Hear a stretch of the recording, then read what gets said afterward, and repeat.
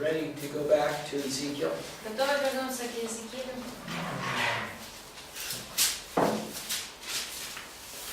So we are in Ezekiel something. I think we are starting Egypt. Yeah, 29. 29. And read 1 and 2. Первый и второй стихи, простите. За 10-го року, 10-го місяця, 12-го дня місяця було мені слово Господнє таке. Сину людський, зверни своє обличчя до фараона, єгипетського царя, і пророкуй на нього та на весь Єгипет. Okay. So what year is this? Какой это год? 10-го, 87. 87, Yeah, 587. 587. So Jerusalem's about ready to be destroyed. Иерусалим вот-вот будет разрушен.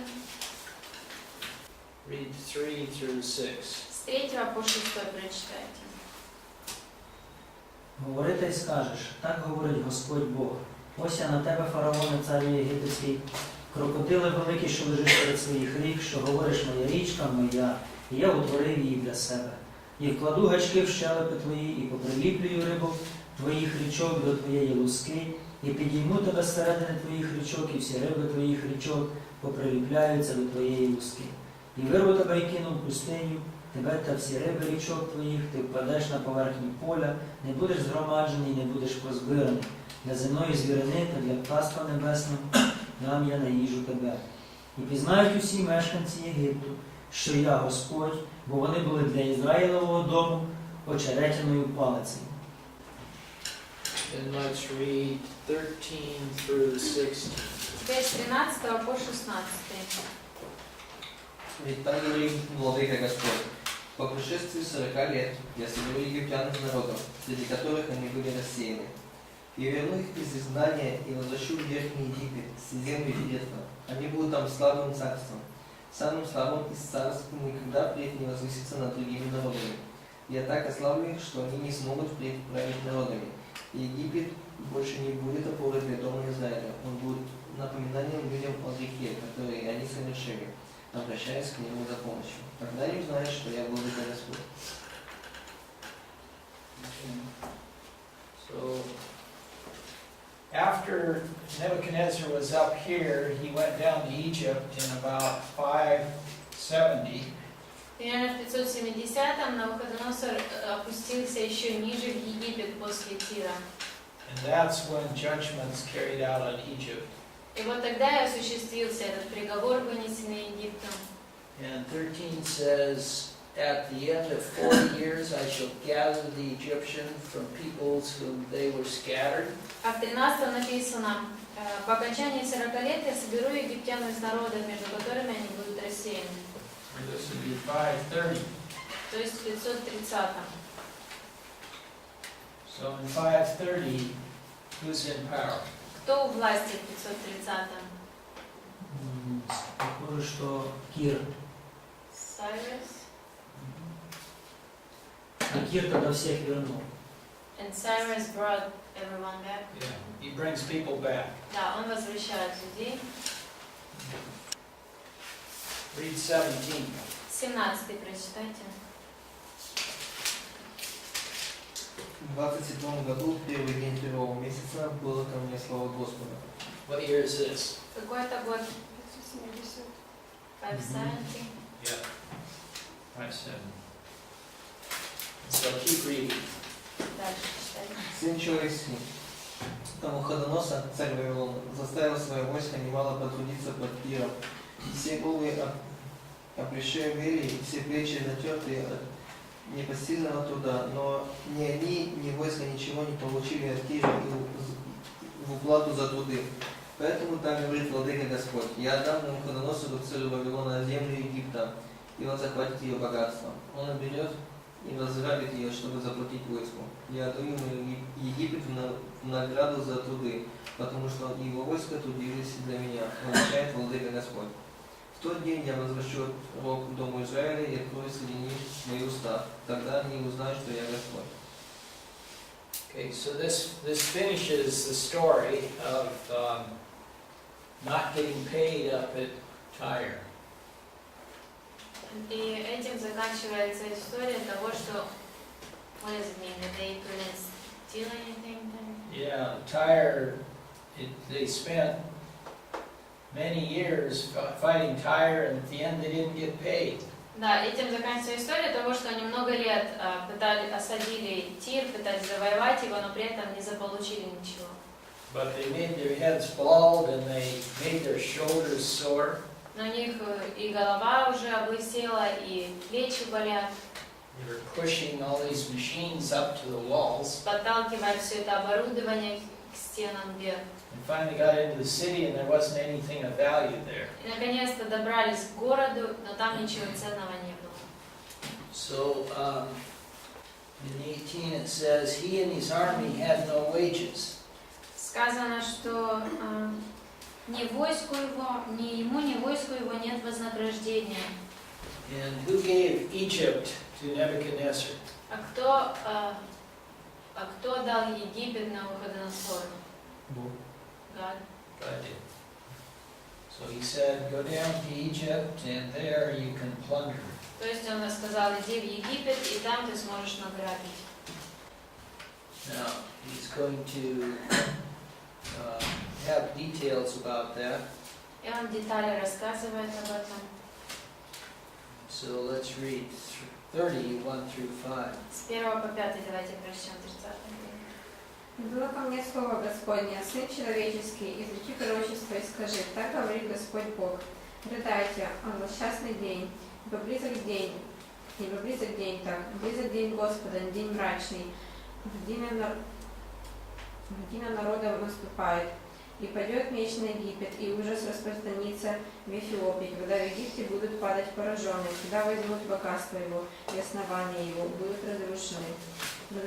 Эфиопия и Ливия, и Лидия, и весь смешанный народ, их уписанный земли завета, вместе с ними падут от меча. So in verse 3 is one of those few times where it calls the day of the Lord something other than the end times. Вот 3 стих как раз пример тому, что день Господень, это словосочетание используется к чему-то другому, не к скорби и объявлению. And I think he says this because the Lord said, Nebuchadnezzar, you go down there and plunder Egypt. Я думаю, что он это говорит, потому что Бог сказал Навуходоносор, иди дальше на юг и грабь Египет. So the Lord guides him down to Egypt. То есть Господь направляет его ниже к Египту. And guess who was there when they go down to plunder? И угадайте, кто находился там, когда они пришли грабить? Израильтяне. Израильтяне. Є. Jeremiah. Yeah, we don't know if Jeremiah is still alive then, Неизвестно, был ли он еще в живых тогда. but the Jews thought they were getting out of trouble and getting away from Babylon by going to Egypt. Но евреи думали, что в Египте они спасутся, туда они могут забежать и укрыться от Вавилона. And that didn't work. Но не получилось.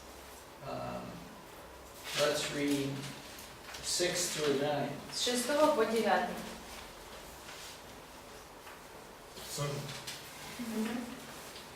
Так говорит Господь, падут подпоры Египта и упадет гордыня могущества его. От Мигдола до Сиены будут падать в нем от меча, сказал Господь Бог. И опустеет он среди опустошенных земель, и города его будут среди опустошенных городов. И узнают, что я Господь, когда пошел в Египет, и все подпоры его будут сокрушены. В тот день пойдут от меня вестники в городах, чтобы опустошить беспечных эфиоплян, и распространится у них ужас, как в тени Египта, ибо вот он идет. Okay. And then read 10 through 12. Теперь с 10 по 12. Так говорить Господь Бог. І я зроблю кінець єгипетському многолюдству рукою Навуходоносора, Вавилонського царя.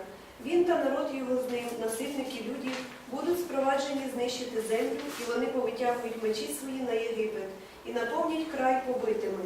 І оберну я річки на суходіл, і передам землю в руку злочинців, і спустошу край та все, що в ньому, рукою чужих. Я, Господь, це сказав. And so Nebuchadnezzar lays siege on all these cities. Итак, Навуходоносор осаду ставит во всех этих городах. In 13 Memphis, 13 Мемфис, in 14 Pathros, 14 Пафрос, in 15 Noaman again. 15 у нас там Thebes, what do you have there? Where in 15, the end of it? No. No, again, okay. That's the same place that the Assyrians plundered. То же место, которое ассирийцы разграбили. But after the Assyrians, it was rebuilt in 10 years and became a wealthy city again. Ну а за 10 лет отстроен был город и опять стал богатым. What?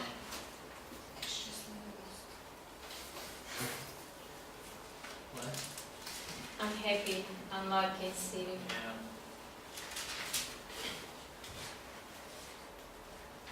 Now read verse 20. 20 стих прочитайте.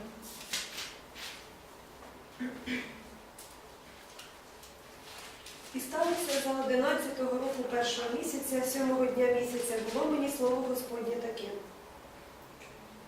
So now he writes down a vision that he got 13 years earlier. И вот он записывает видение, которое 13 лет до этого он получил. And read 21 through 24. До 24-го прочитайте. Сину людський, я зламав рамено фараона, єгипетського царя, і ось воно не буде перев'язане, щоб дати ліки, щоб покласти пов'язку, щоб обвинути його, і щоб зміцнити його вхопитися за меча. Тому так говорить Господь Бог. Ось я на фараона, єгипетського царя, і поламаю рамена його, те дуже та те зламане, і викину меча з його руки. І розпорошу Єгипет серед народів, і порозсипаю їх по краях. І зміцню рамена Вавилонського царя, і дам меча свого в його руку. І зламаю я фараонові рамена, і він буде стогнати стогоном проколеного перед ним.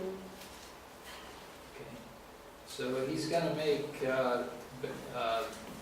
Egypt weak, so they won't be able to do anything for many years. Итак, Египет он сделает слабым, много лет они не смогут ничего делать.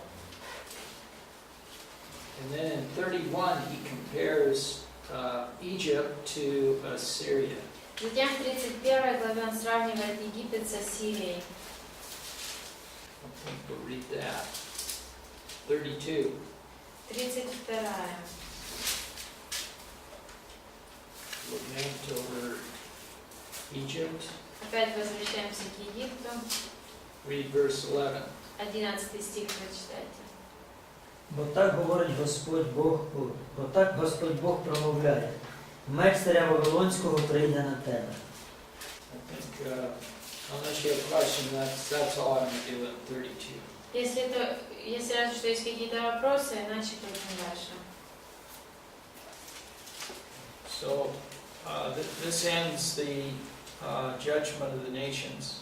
Вот на этом заканчивается вынесение приговоров разным народам. So with a little bit of background, it's not so hard to understand.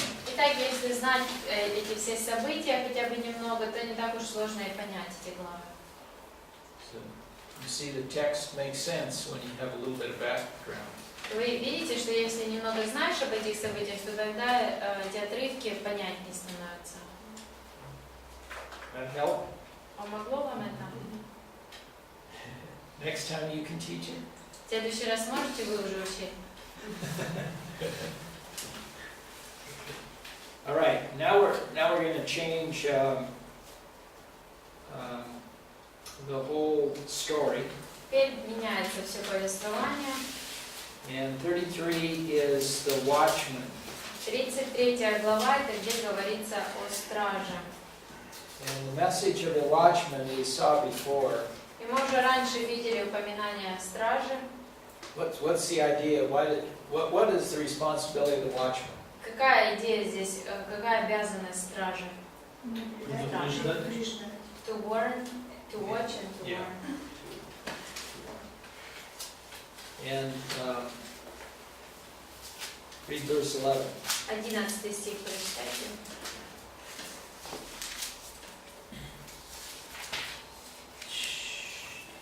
Скажи им верно, как и то, что я жив, возвещает владыка Господь. Я не хочу смерти грешников, но того, чтобы они отвернулись от своих путей и жили. Обратитесь, отвернитесь от своих неправедных путей, дом Израиля. Зачем вам умирать? We saw this in chapter 18. В 18 главе мы это видели. And read 21 and 22. Прочтите 21 и 22. В 12 году нашего переселения, в 10 месяце, в 5-й день месяца, пришел ко мне один из спасшихся из Иерусалима и сказал: разрушен город. Но еще до прихода сего спасшихся вечером была на мне рука Господа, и он открыл мне уста, прежде нежели тот пришел ко мне поутру. И открылись уста мои, и я уже не был безмолвен. Okay.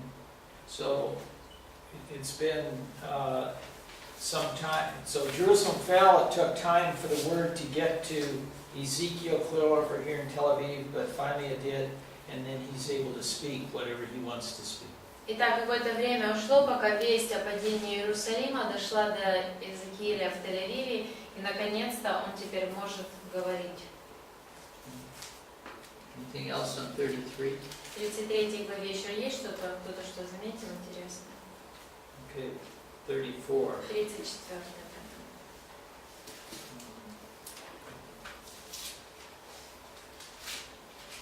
Read 1 through 6. С 1 по 6 прочитайте. Было ко мне слово Господне: Сын человеческий, изреки пророчество на пастыре Израиля, изреки пророчество скажи им, пастырям. Так говорит Господь Бог: горе пастырям Израилевым, которые пасли себя самих. Не стало ли должны пасти пастыри? Вы ели тук, и волны одевались, откормленных овец закалывали, и стада не пасли. Слабых не укрепляли, больной овцы не врачевали, и пораненные не перевязаны, и угнанные не возвращали, и потерянные не искали, а правили ими с насилием и жестокостью. And 7 through 10. Из 7 по 10. Тому, пастирі, послухайте слова Господнього. Як живий я, говорить Господь Бог, за те, що отара моя полишена на здобич, і стала отара моя за їжу для всякої польової звірини, через брак пастиря, і пастирі мої не шукають моєї отари, а себе самих пасуть пастирі мої, а отари моєї не пасуть. Тому, пастирі, послухайте слова Господнього. Так говорить Господь Бог: ось я на тих пастирів, і зажадаю з їхньої руки отари моєї, і відірву їх від пасіння отари, і ті пастирі не будуть уже пасти самих себе. І я врятую свою отару з їхніх уст, і вони не будуть їм за їжу. Okay, so those are false shepherds like the kings of Judah. Это лже-пастухи, как подобные царям Иудеи. Now, who's it talking about starting with verse 11? С 11 стиха о ком говорится? О Месії. About the Messiah. Okay. What will he do? А что он будет делать? Сам пособирає і буде пасти. He will gather them and he will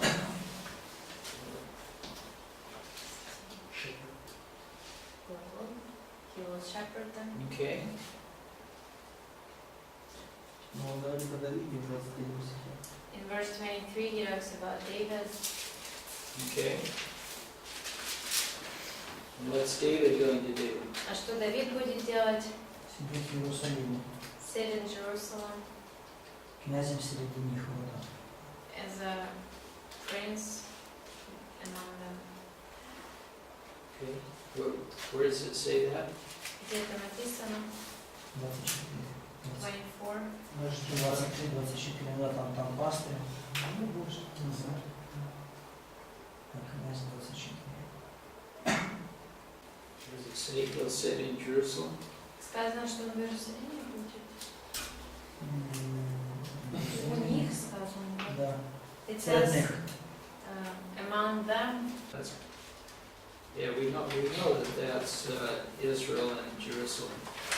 Да, мы знаем, что это Израиль, Иудея, Иерусалим.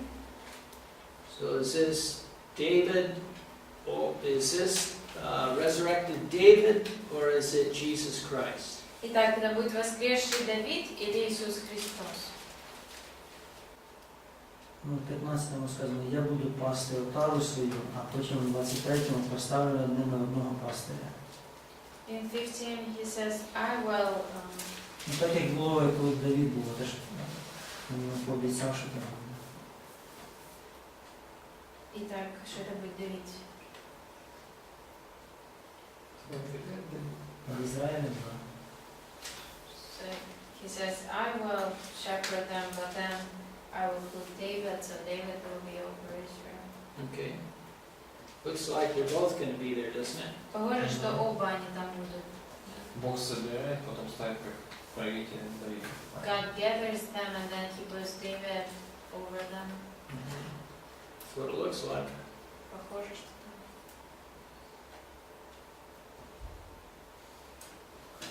What's 26 talking about? 26 стих о чем говорит?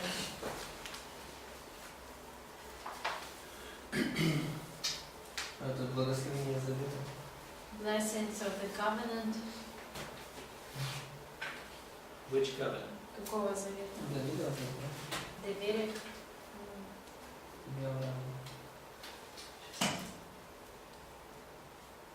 What are these showers? Что это за дожди?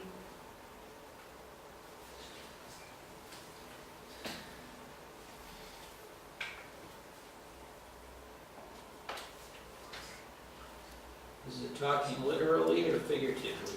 Is it talking about rain or blessings? Буквально или в переносном, о дожде или о благословениях идет речь?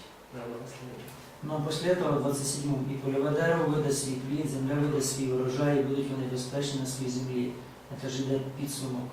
But then in 26 he talks about Це trees, буквально. so then it must be literally. Okay. I think so. It's literal rain. It's a blessing. Думаю, что да, что это буквальный дождь, который будет благословением. Всій час буде врожай, все буде так, як треба. So they will have rain when they need it, and they will have crops, and everything will be fine.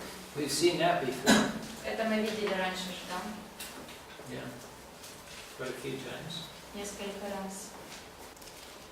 Okay. Well, this is a great passage. Это великий отрывок.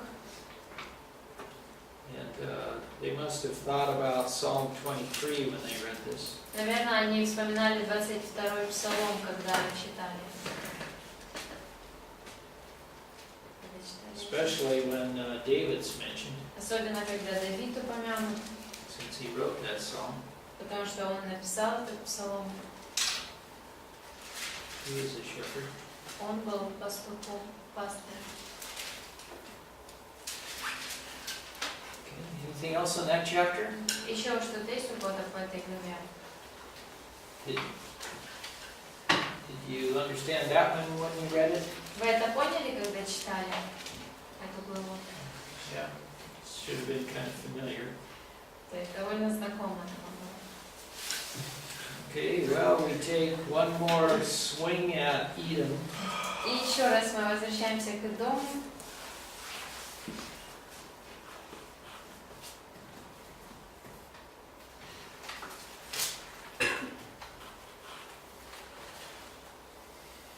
Read 14 and 15. 14 и 15 прочитайте.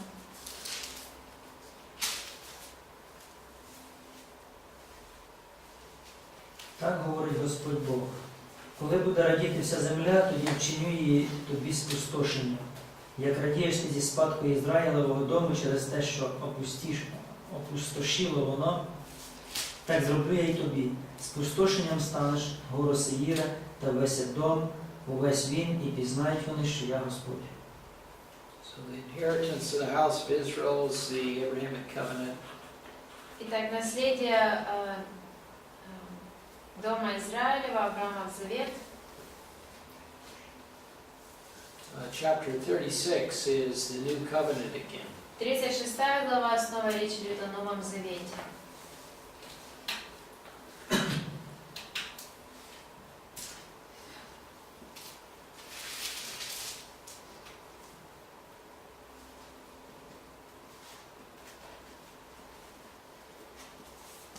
Read 22 through 25. 22-25, прочитайте. Поэтому скажи дому Израиля, так говорит Владыка Господь, не ради вас, дом Израиля, я сделаю это, а ради моего святого имени, которое вы обеславили среди народов, к которым пришли. Я покажу святость моего великого имени, которое было обеславлено среди народов, имени, которого вы обеславили у них. И народ узнает, что я Господь, возвещает Владыка Господь, когда я через вас покажу свою святость у них на глазах. 25. Я выведу вас из народов, соберу из всех стран и приведу в вашу землю. Я окуплю вас чистой водой, и вы очиститесь. Я очищу вас от всякой скверны и от всех ваших идолов. So why does he do this according to this passage? И в этом отрывке, почему он это делает, сказано? Ради себя самого. For himself. He is a covenant-keeping God, and he will keep his covenant. Он Бог, который соблюдает заветы, и он соблюдет этот завет. And we have the new covenant in 26 through 28. Затем с 36 по 38 Новый Завет. 26. 26.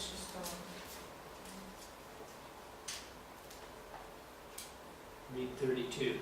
Прочитайте 32. «Не ради вас я сделаю это, говорит Господь Бог, да будет вам известно, краснейте и стыдитесь путей ваших, дом Израилю». And 36. 36. «Не узнают народы, которые останутся вокруг вас, что я Господь, но созидаю разрушенное, наслаждаю опустелое. Я Господь сказал и сделал». Anything else on this chapter? По этой главе что-то еще кто хочет сказать, спросить? 37.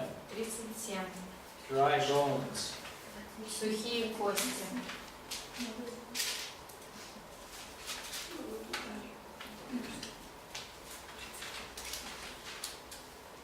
Anybody want to explain this one? Кто-то хочет объяснить эту главу? Бог восстановит Израиль God is going to restore Israel в миллениум.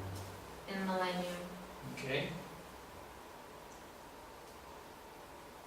Where will the people come from to restore Israel?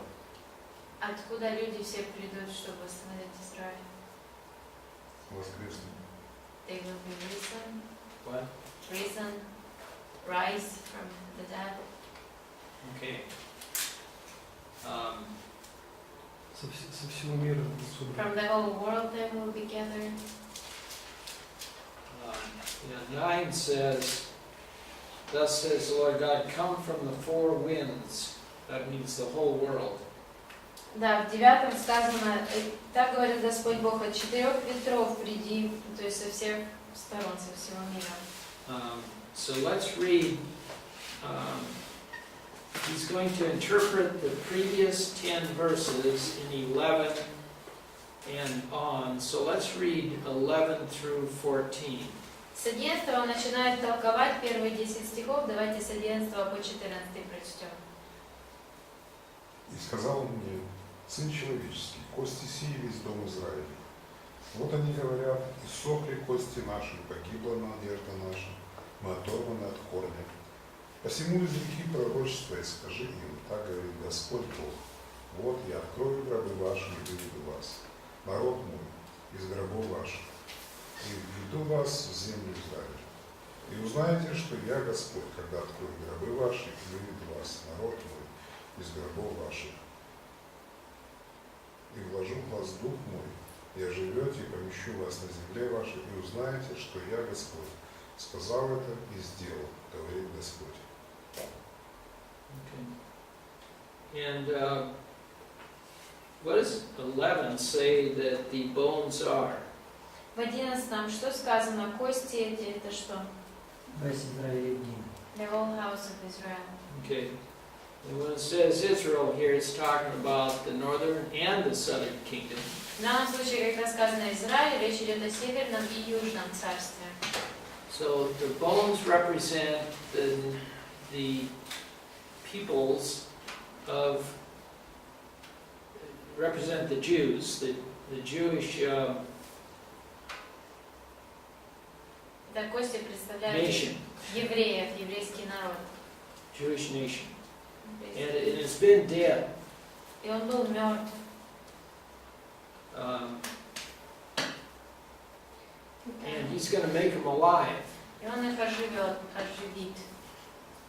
Они с этой, евреи с этой главы берут эту традицию хранить кость. This tradition, Jewish tradition to bury bones, do they take it or base it on this chapter? I don't know. Не знаю. Anybody else know? Кто-то знает? They're very careful about it. Они с очень большой осторожностью относятся к этому. So maybe so. Может быть, да. But when it says here, when it says these bones are the whole house of Israel. Но там, где сказано, кости сии весь дом Израиля. These bones are, he's saying these bones represent the nation of Israel. Тем самым он говорит, кости эти представляют израильский народ. And so that's what he's going to bring back to life, is the nation of Israel. И вот что он вернет к жизни, народ израильский. And then it says they're going to get spiritual life. И затем он говорит, вы получите духовную жизнь. So, I don't think it's saying that, it's not here talking about a resurrection from the dead. Я не думаю, что он говорит здесь о воскресении из мертвых Of people. людей. It's talking about the resurrection of the nation. Я думаю, что он говорит о воскресении народа. So let's go on reading. Давайте продолжим читать. Параграф еще не скажем. What В 12 about... стихе. В каком? В 12 стихе. In verse 12 he talks about graves.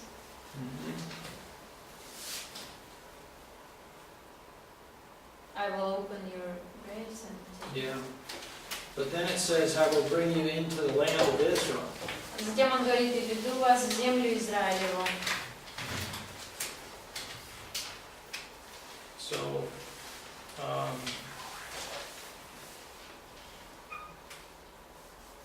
as I understand this anyway, I take it to be the resurrection of the nation because of what it says up in 11.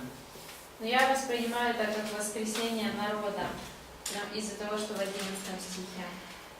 And that's what all these dry bones are that are rattling around in verses 1 through 10. С 1 по 10 вот это все, что происходит с этими костями, и в 11 названо, что это за кости. И там сказано, что они говорят этому.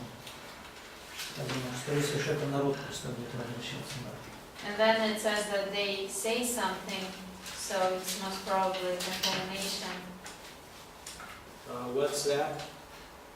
Где сказано? Ну, 11 стих.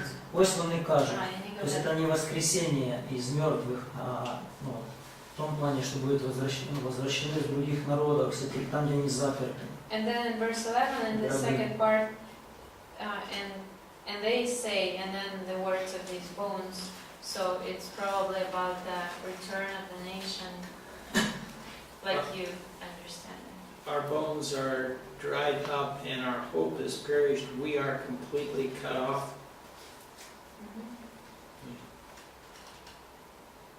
Well, let's see if it helps if we go on here.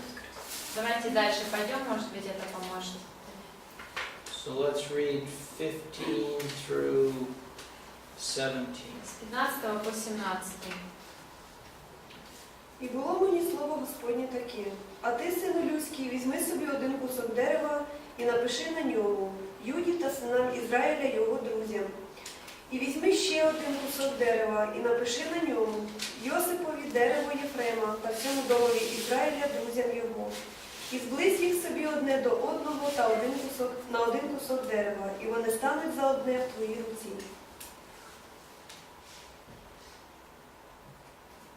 How far did you read? 17. Through 17, okay.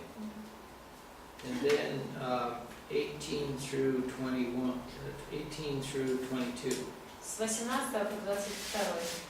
І як скажуть до тебе сини твого народу, говорячи, Чи не оголосиш нам, що це в тебе таке? То скажи їм, так говорить Господь Бог. Ось я візьму дерево Йосипа, що в Єфремовій руці, та племена Ізраїлеві, його друзів, і дам на нього дерево Юди, і вчиню їх за одне дерево, і стануть вони одним у моїй руці. І будуть ці дерева, що напишеш на них, у руці твоїй на їхніх очах. І скажи до них, так говорить Господь Бог.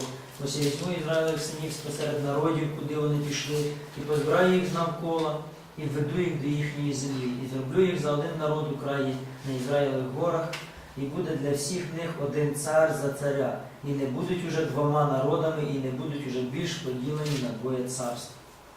So 21 doesn't say that he's going to raise people from the dead. It says he's going to bring them from the nations. В 21 не сказано, что он воскресит сынов Израиля, а сказано, что возьму из среды народов. Let's read 21 through 20, or 23. 20. We read through 22. You went at 22, yeah. Let's read 23. 23 давайте прочитаем.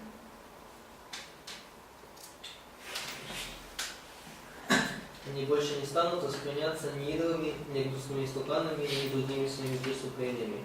Я спасу их из всех жилищ, где они грешили, и очищу их. Они будут моим народом, а я буду их Богом. And then 24 through 28. С 24 по 28 теперь. Их царем станет мой слуга Давид, и у всех них будет один пастух. Они будут следовать моим законам и бережно исполнять мои установления. Они будут жить в земле, которую я дал моему слуге Якову, в земле, где жили их предки. Они сами, их дети и дети детей будут жить там вечно, и мой слуга Давид навеки будет их правителем. Я заключу с ними завет мира, этот завет будет вечным. Я утвержду их на их земле и множу их числом. Я поставлю мое святилище среди них навеки. У них будет мое жилище. Я буду их Богом, а они будут моим народом. И народы узнают, что я Господь, освящаю Израиль, когда мое святилище станет среди них навеки. So in answer to Anatoly's question, my interpretation anyway is this. Ответ на вопрос Анатолия, мое толкование такое.